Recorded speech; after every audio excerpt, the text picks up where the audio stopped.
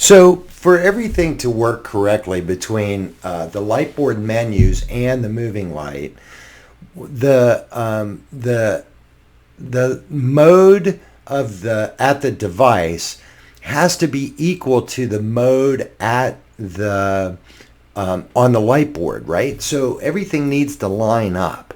So what we need to do is find out what our operating modes are at the device and or set those modes to the one that we want at the device, and then use those modes when we go to patch the device into the light board.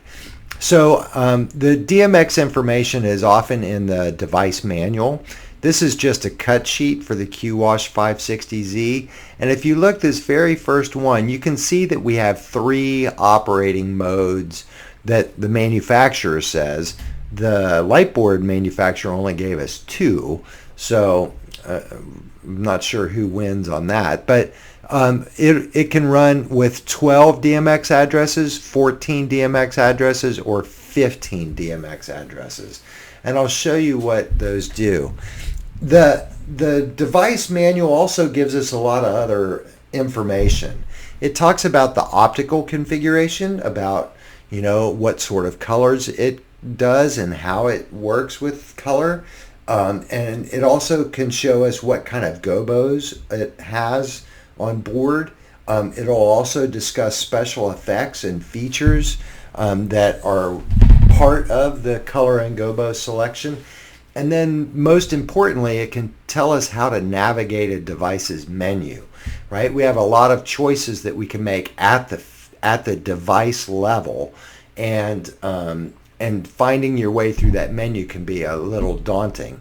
And the manual for a device is a good friend, both to a designer and a technician, to be able to set up moving lights. So let's take a look at the fixture mode for a QWash. The QWash has two operating modes. The first one is basic mode, and the next is the advanced mode. And this is just a side-by-side comparison of them.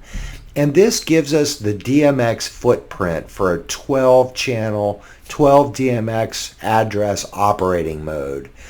And you can see that address 1 controls pan, address 2 tilt, 3 is the red LEDs, 4 is the green, 5 is blue, 6 is white, 7 is amber, right? Then you wind up in some power and control macro. 9 is the dimmer. It's how you turn it on and off and fade it. 11 is a strobe option. 10 is a strobe option. 12 is zoom, right? So we have these 12 channels in basic mode, or 12 addresses in basic mode. In advanced, we'll see a similar layout, right? It shows us where the addresses are assigned here. But note that when we moved to advanced, we went to 15 DMX addresses, and that actually moved our dimmer from 9 to 12. So if we have the wrong mode selected at the light board, the menu that is assigned to do the intensity for this fixture, it won't know what to do. It will be in the wrong place. It would be corresponding to the white LEDs, and it just won't work, right?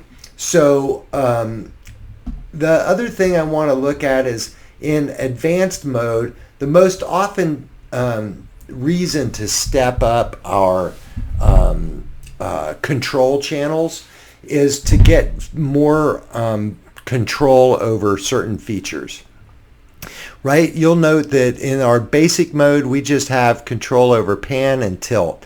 And in advanced mode, I have pan and pan fine, and tilt fine. And that's actually where I've picked up 2 more channels, right? And then I've also picked up pan and tilt speed, which I won't talk to you about that, right? So let's take a look. Why on earth do I need a pan, essentially a pan coarse and a pan fine, right? If we look at this fixture, it can pan or rotate 540 degrees. 540 degrees. A circle has 360 degrees as we count around. If we start here and I go 90 degrees, I'm pointed this way. If I go 180, I'm pointed this way. At 270 this way, and 360, I'm pointed back the same place as I was at 0. If I continue on around to 540, that's 1.5 times around this circle, which is perfect for a moving light because you don't want to get just all at 359 degrees and then want to move the light over here, and you have to, instead of moving it this little bit, you have to go all the way back around. It's just not pretty. We need that extra room, that extra 180 degrees to be able to overlap so that the fixture can move more smoothly. So again, why on earth do I need 2 control channels for that? Well, if you remember back to Intro to Technology, 8-bit binary, which is what DMX is based on, can only count from 0 to 255. So as you move that control channel from 0 to 255, this fixture is going to pan all the way around. It's 540 degrees, but it's going to do it in 255 steps, which means every step is just under 2 degrees, which is a lot.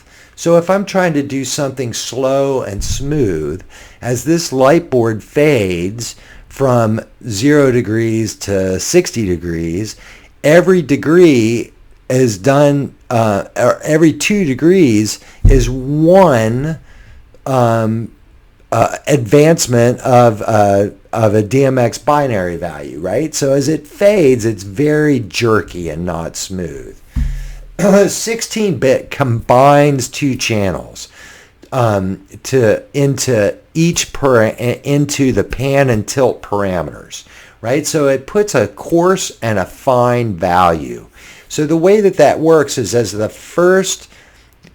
coarse moves from 0 to 1, the fine then fills in the gap. So once channel coarse is at 1, as you move, it's now going to go to the fine value and do 255 steps between the coarse value of 1 and 2. And so then again, starting at 2, the fine value is going to do another 255 steps between 2 and 3. The net result of that is 255 squared, or 65,000 steps of resolution. And at 65,000 steps of resolution in our 540 degrees, everything, now we're looking at over 1,000 steps per degree of motion, and things get really smooth, right? So let's look in it a little bit more, right? So 16-bit, you'll see that that we use 16-bit for the tilt and pan, right? Newer devices also use 16-bit control for dimming so that the dimmer fades out nice and smooth. You can see this is just an 8-bit dimmer, and it has values from 255 to 250, or from 0 to 255, or from 0 to 100%, right? They also offer 16-bit LED color value, right? So that you can get really precise in your LED color mixing.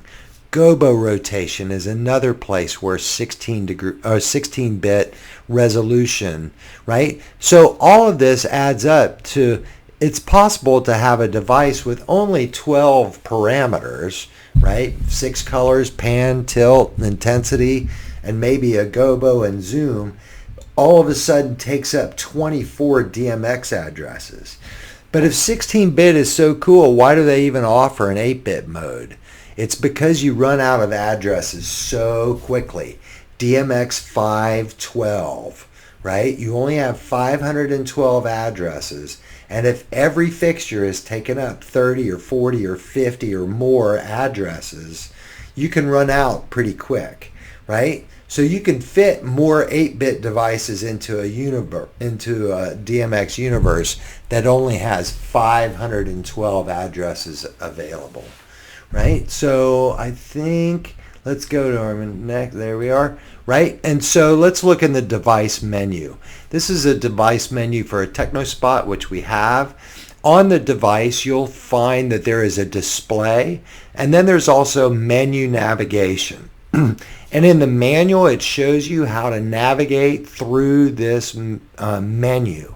You can change fixture profiles and operational modes and how the fixture responds, and then get information about how hot it is, or if there's an error with a feature, or you can test the unit. There's all kinds of things that you can do at the fixture level. In the manual, this is the TechnoSpot DMX protocol, and you can see that in addition to 16-bit pan and tilt, it is also assigned 16-bit to the Gobo Wheel 1 rotate and Gobo 2 rotate, and the focus feature and the zoom feature, right? So this is chewing up, 37 DMX addresses to run each individual TechnoSpot. And that's the end of this unit. And now, as promised originally, we will dig into the what's inside the box.